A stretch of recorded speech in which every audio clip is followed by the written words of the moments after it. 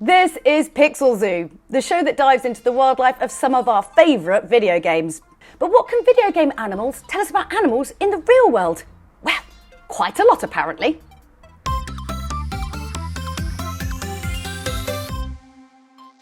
Today we look at Frontier's ultimate zoo simulator, Planet Zoo. Released in 2019, this game lets your imagination run wild as you create the zoo of your dreams, with well over 100 animals to fill up your enclosures with. In Planet Zoo, no two zebras are the same, and this goes for every animal. They have their own looks, personalities, and a secret range of behaviours that make these animals seem incredibly lifelike.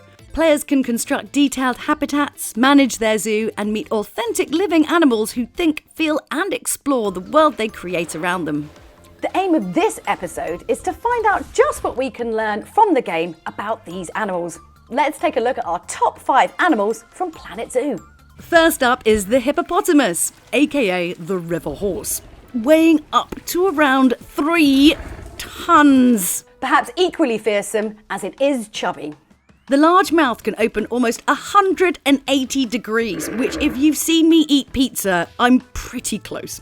And, it's not just for eating huge amounts of food, but it's also a weapon to defend itself with. Yet it's the hippo's second most terrifying opening. Because the fearsome hippo not only ranks as one of the most aggressive animals in Africa, it's also number 1 as the most aggressive, pooper. Yeah, pooper. I'm sure it's an award that it is very proud of. That's right, these huge animals are known to do something that's called poop scattering. As you can see here, it's a little bit like those little sprinklers you get in the summer, but let's be honest, we're not going to run through that. This is common behaviour done by males to mark their territory and is an indicator for other males to know who's boss in town. We can also see that these mainly water-dwelling hippos don't actually really swim. This is because their bodies are just too dense, so they basically walk or run underwater, which is why they've also developed the abilities to sleep underwater and even give birth. Wow! Now, onto one of the best camouflaged animals in the zoo. Wait, where is it? The Bengal Tiger. The most distinguishable feature of the tiger is, of course, their stripes, which blend into forests when they hunt. But did you know it's not just their fur that's stripy, it's also their skin? These solitary cats are the real kings of the jungle, found around the forests of India, Bangladesh and Nepal.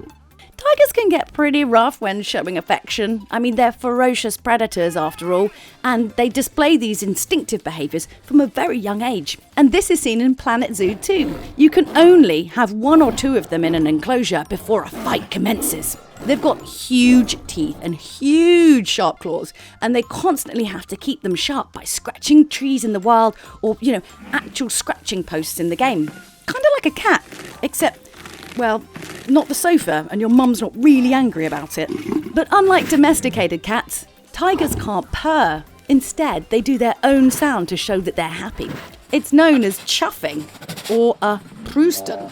This non-threatening vocalization is only made by tigers and snow leopards when greeting one another. It's produced by keeping their mouths closed whilst pushing air through their nostrils, a bit like a hum. Tigers are capable of roaring, but it sort of sounds a little bit more like an impressive growl, but a growl that can be heard for almost 2 miles. Next up, we have the Western lowland gorilla. Now, these apes are critically endangered in the wild. The gorilla is the largest of the apes. An alpha male can measure up to 6 feet tall and weigh up to 180 kilograms. And it's hard to measure strength, but a male gorilla is estimated to be up to 10 times strong as a human. So if you ever need an extra pair of hands to move some furniture, then look no further than Central Africa. This is where gorillas live in groups called troops, anywhere between 5 to 15 gorillas. They are extremely intelligent and social creatures that love to play and groom each other. Here we can actually see them using a tool to fish out food from the foraging items that our Planet Zoo keepers have left out for the gorillas. Part of the reason why these animals have learnt to use tools is that they spend all day together kind of watching and learning from each other. So, it's just like going to school, Mum, hanging out with your friends. I would be learning. Next up, living around many of the sub-Antarctic islands, such as South Georgia, we find the second largest and most colourful species of penguin, the king penguin. Unlike their cousins, instead of hopping, these guys just get around by waddling upright or, tobogganing on their tummies. But these flightless birds really show their true colours when they dive, reaching depths of up to 300 metres. They're specialised deep diving hunters who eat mainly lanternfish, found understandably in dark areas such as the deep ocean.